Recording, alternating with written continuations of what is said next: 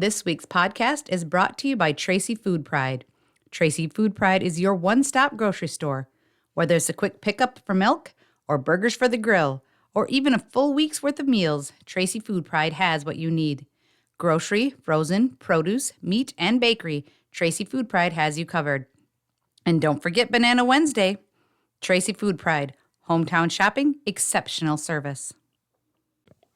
Welcome to another edition of the Headlight Hot Seat podcast. My name is Per. I'm your host, and today I'm joined by BPA Advisor Stacy Schuh. Thanks for joining us, Stacy. Thanks for having me, Per.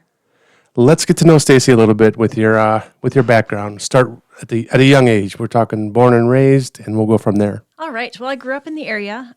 Started with elementary school in Milroy, and then as Milroy merged with Tracy, came over and graduated from Tracy High School.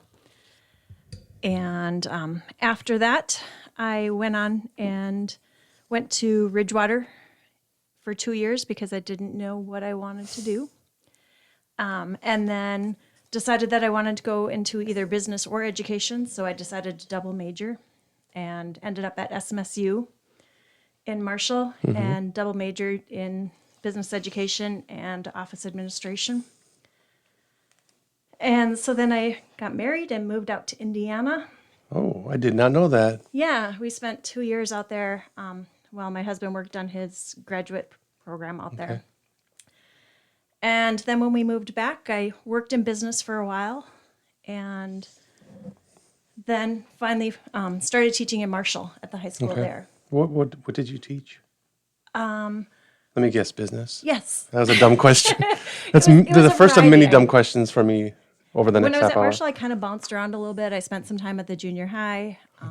Then I did some tech integration and taught at the high school for a while. And before I left, I was at the alternative school for a few years. And when did you get back to Tracy, and how did that transpire? So I've been in Tracy now about 12 years, and it was kind of ironic. I had finished my master's program at SMSU. I'd gone back while I was teaching and gotten my MBA there. And then I was at a youth baseball practice, and Dr. Anderson said to me, he's like, "You're a business teacher, right?" I said, "Yes." And he's like, "Well, I just have an opening for you." And he knew you at the time. Yeah, we had met through our kids. Okay. And so I said, "Well, I don't think I'm interested in switching." And then I had gone to summer school, and it had been a rough few days at the alternative school. And so I decided it was time to send my resume over to Dr. Anderson.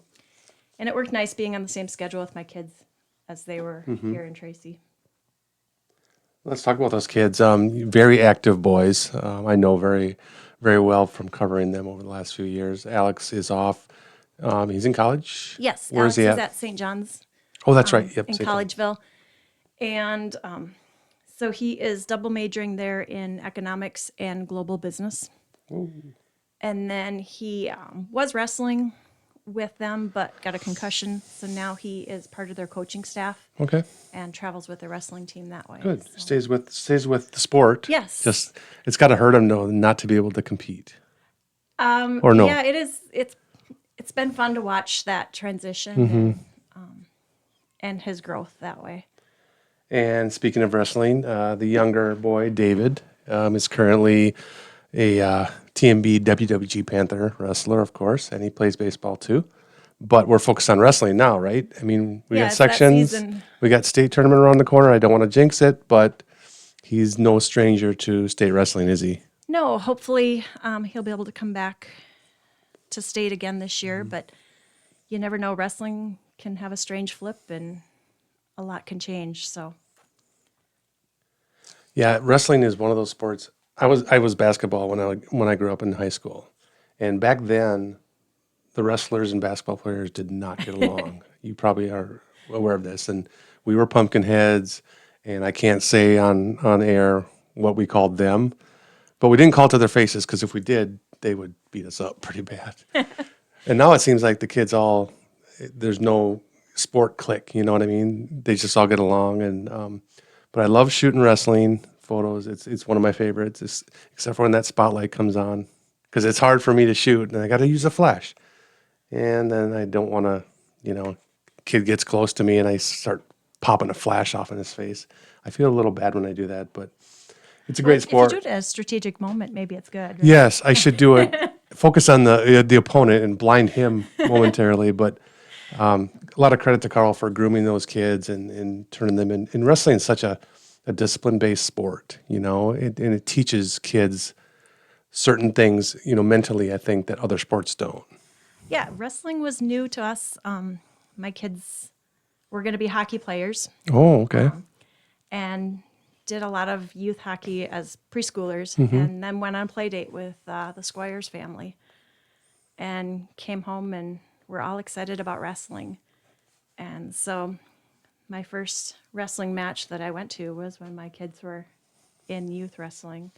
I did a story a couple years ago on your boys at state, and now it jogged my memory a little bit when talking about the Squires and how they got introduced to the sport.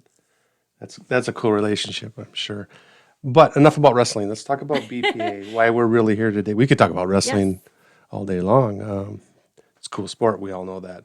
So, how long have you been with BPA as an advisor? Well, my first 2 years when I was in Marshall, when I was at the high school, I was an assistant BPA advisor over there. Okay. And then I had switched to a different building, so then I didn't do BPA anymore.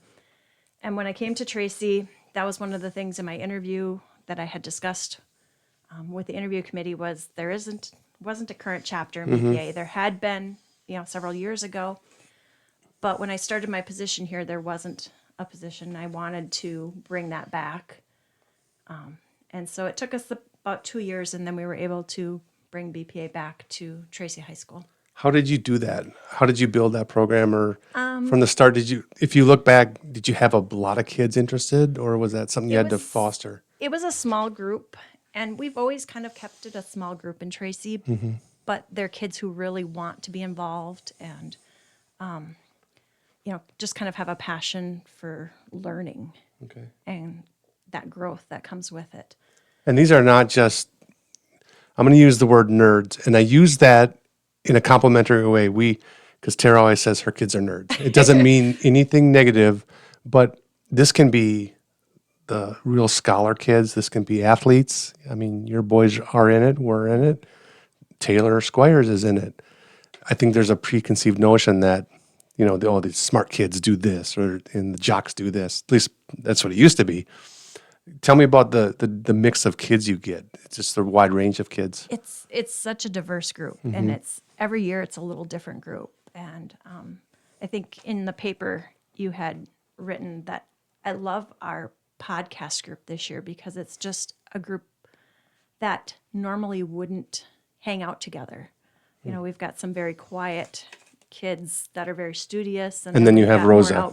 Yeah, we've got Rosa who loves to talk and is very outgoing, and then we have Gretchen, who's our athlete, and it's just a fun little mix to watch them blend together and kind of experience different personalities and how their interests can work together. And these are kids, especially in this circumstance, that without BPA they wouldn't. I don't think Gretchen and Rosa would typically get to know each other very well because they're just two different people on two different sides of the spectrum. Right. So it's fun just to see some of those dynamics form together. So for our listeners, take me through what is BPA? What do these kids do as far as preparation? In sports, they call it practice, or you can call it practice, rehearsal. I don't know what you call it, but what do they do? And as far as preparing, and then when they go to a competition? Well, with Business Professionals of America, there's a multitude of contests that they can choose to participate in. And so that's kind of the first thing that we do, our first couple meetings or sessions when we get together is going through the different contests and the different topics for the year. And just kind of finding what's something they're interested in. Andrea, we don't have an accounting class at the high school, and Andrea has chosen that that's something she's interested in. She wanted to pursue and gain knowledge in it. So that was a contest that she chose. Okay. And I provide her with resources, but a lot of her work is outside of school. She, pulls up YouTube videos and finds different resources where she's practicing some of those accounting skills online. Some of the other group projects, the kids will come in during their lunch and kind of do a lunch and learn session where we'll Okay. brainstorm and talk about different topics. And So after they practice and get their program down, then they present it to a number of judges, or how does that work? usually it's about 2 to 3 judges that they will have in a room. And they don't have other people watching, which for a lot of our students is kind of nice because, they're really nervous. Stage fright in Yes. front of a crowd. Yep. Yeah. Well, I wouldn't have been the student that would choose a speaking one when I was in high school. I would have chosen the, written test Yep. or something like that. Same But- page with that one. And so, yeah, they have just a small group in the judge or the written contests or some of the computer contests. Those are done, just in a small testing room with a group of students and then a monitor that's in there with them. You mentioned the podcast thing. Is that new to BPA? It's got to be. It's been about 5 years. Oh, okay. So that not we've that had new. it. We had a team the first year when it was a pilot program. We had a team that won at state Yep. and advanced to nationals with that.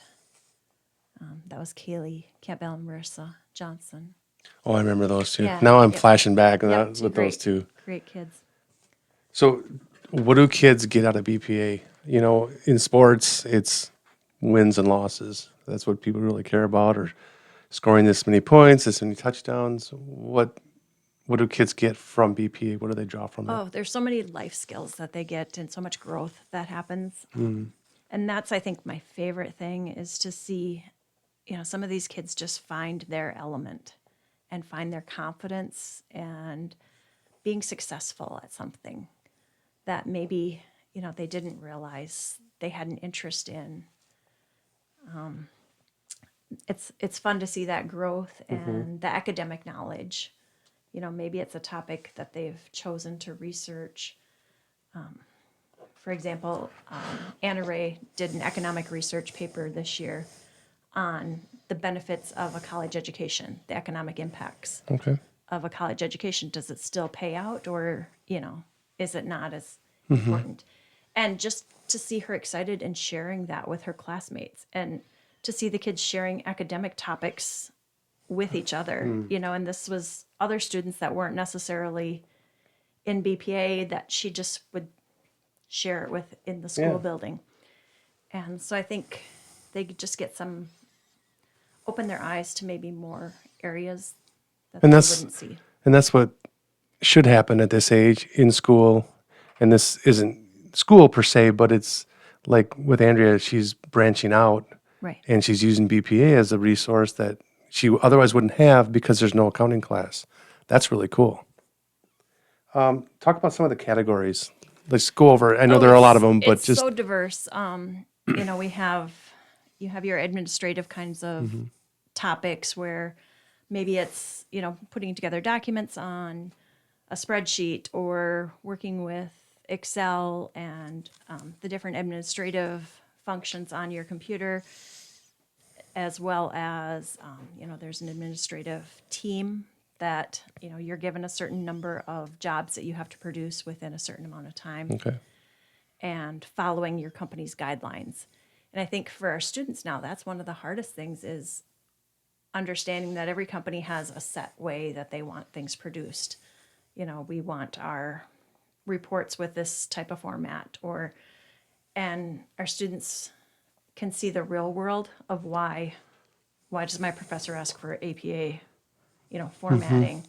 And so then they can see it translating into the business area. So we have that kind of a topic. There's also a lot of computer contests with coding and different languages where they can learn the different computer languages, computer security, those, important topics that really kids don't get a lot of classroom time in. Right. And so they can find their niche area. We have the speaking contests, the presentation management, where they're given a topic and they present on that. The public speaking contests. Ooh, yuck. Yes. Yuck and for you and me. we have a couple of students this year who I was surprised, when they said that's what they wanted to do was a prepared speech. And Okay. So in a way, it kind of brings them out of their comfort zone a little bit. yes. And, Yeah. cool. Yeah. And, it just helps them refine that skill that will carry them through. And it makes them more well-rounded when they graduate and move on to whatever they, whether it's 4-year, 2-year, a trade. I think you're shaping these kids. Yeah. And I think it just gives them, I probably said this earlier, but just a higher level of confidence in themselves that they can set a goal and they can see themselves grow throughout this. One of my favorite examples is, I don't know if you remember Jarrett Ankrum from a few Sure. years back. Yeah. Super quiet, super Oh, yeah. shy individual. And watching him present in front of these judges and coming out and just seeing his face just lit up because, he was proud of himself for going in there and overcoming that. I would never That fear. suspect an Ankrum boy to do something like that at all. And it was Because they're all quiet. right. And it was just so much fun to watch that side of him. Yeah. And So I mentioned, in sports, there's winning and losing. Did the kids, I know they all want to win in first place and all that stuff. Is there true disappointment from them when they don't? oh, definitely. Yeah? We've had tears and Really? I think some of it depends on, some of these kids put a ton of time into their projects and they spend so much time looking at it and just becomes a part of them that it's hard Yeah. to take any type of critique on it. Yeah. That's interesting. So let's talk about regions. You, a couple weeks ago, 3 weeks ago, you had a very successful showing in Marshall Yeah. at the Region 8 competition. Talk about that a little bit, and the kids had to be pretty pumped about that. Yeah. Because they had a lot of hardware. They were very excited about the region results. And I think we had one student who did advance to state. Who didn't? Yes. Oh. And that was more so, she was kind of a hodgepodge. She had started with a team and then the teammate wasn't able to be there at region competition. So she had to switch teammates. Okay. And so it was kind of, the nature of having a team and having to rely on others. But that's a life lesson too. When you Yes. got to pivot, just like that. Maybe she didn't qualify for state, but I think maybe she learned something from it too. Definitely. And when I looked at the project, that she had put together, there was so much that she learned from the project. And so that was kind of fun. And just for these kids, to go out and, like I said, meet the other kids while they're at the contests. And, we've talked about Aaliyah and Ben, how they've developed this friendship Right. through their BPA contests because they're always competing with each other. And We'll call it a friendly rivalry. How about yes, that? that's more exciting to Aaliyah is whether she beats him or not Yeah, that's so versus cool. whether she wins. She doesn't care if she's first. She just wants to beat Ben. And again, kids who would never, when one's Marshall, one's Tracy, they would never even know each other, probably. Yeah.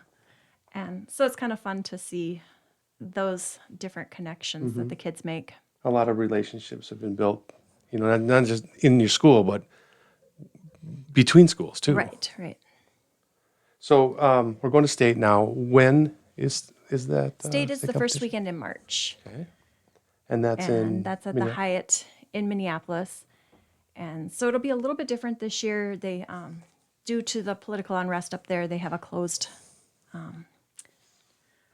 conference. So usually we're able to walk down Yeah. the Target together and kind of experience some of the inner, the city business atmosphere, or go out to eat in different places. So this And that's year it'll part be of a the little fun. different. You can't do that now. No, we won't be able to leave the hotel, but it's nice. It gives our families a sense of security knowing that we have that in place. It's tough to even think about it like that. The world we live in today, you got to sequester these kids, and they'll probably get over it. But still, that's, like I said, it's a part of the experience of going to state and earning your way there is seeing downtown Minneapolis, for example. Yeah, one of my first years with BPA and Tracy, we had a student, Emily, and she had never been in downtown Minneapolis before. And so for her, it was just this whole experience of, being in the downtown area. Big city. And yeah, she was so excited about that. And I remember she was like glued to me because she was so nervous, and it was fun just to see that excitement from her. So going to BPA State is not cheap. Let's get into the fundraising aspect. Now, you guys have been soliciting. I had a mom stop. I can't remember her name off the top of my head. A couple weeks ago at the Headlight, and we donated. We gave, of course, because we believe in BPA. What's it been like? I believe Aaliyah went to the Eagles and made a presentation not too long ago. Yes, yeah, our community is so great about supporting us. We did start working with we've done a lot of concessions at the high school as our main fundraiser. But our expenses are all covered through our fundraising efforts. It's considered a co-curricular with the school district. So it doesn't fall under their athletics. It's not part of the Minnesota State High School League. So it doesn't fall in that funding. And, it's just a separate issue. So we pay for our hotel rooms, our registration costs. All of that comes out of our fundraising. What is the registration cost? It's $120. $120 total.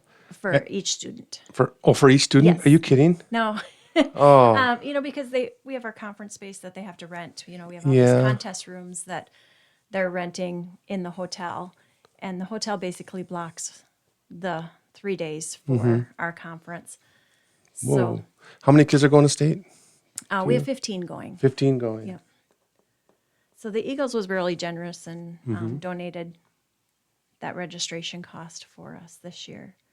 Yeah, I found out through Kiwanis. I'm a Kiwanis member, and I did the Okay. fundraiser over the holidays. When you talk about a community that gives back, Tracy might have its issues, but it's not with the people because they dig in. They don't even. They might ask what's it for, of course, or you present what it's for.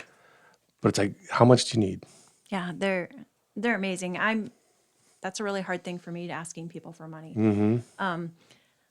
But they've been super supportive, and we're hoping we'll get there. FFA has their fundraisers that have been around forever, so they have their CDs where they can basically go off of some of their interest to work.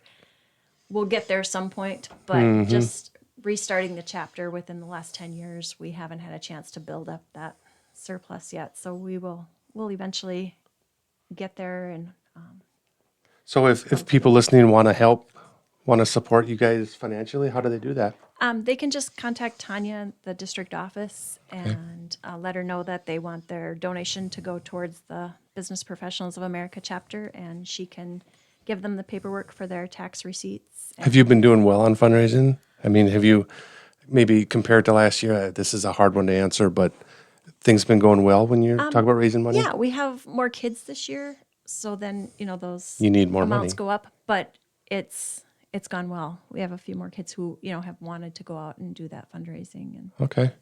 That's and very again, cool. that's a growth for kids too, to be able to go out and ask other people. And that's not easy. For us adults, it's hard. Yeah, definitely. But I know, like the softball team last year, when they were doing their complex stuff out there and improving that, the girls had to ask. Carl sent them out, and Rosa Van came here, and she asked for money. You can't say no to Rosa, right?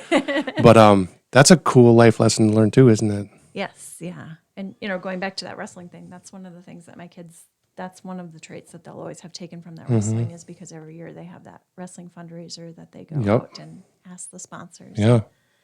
Have developed some kind of neat connections that Sure. way too. Stacy, you are off the hot seat. Thanks for joining us. Thank you. This week's podcast was brought to you by Tracy Food Pride. Tracy Food Pride is your one-stop grocery store. Whether it's a quick pickup for milk, burgers for the grill, or even a full week's worth of meals, Tracy Food Pride has what you need. Grocery, frozen, produce, meat, and bakery, Tracy Food Pride has you covered. And don't forget Banana Wednesday. Tracy Food Pride, hometown shopping, exceptional service.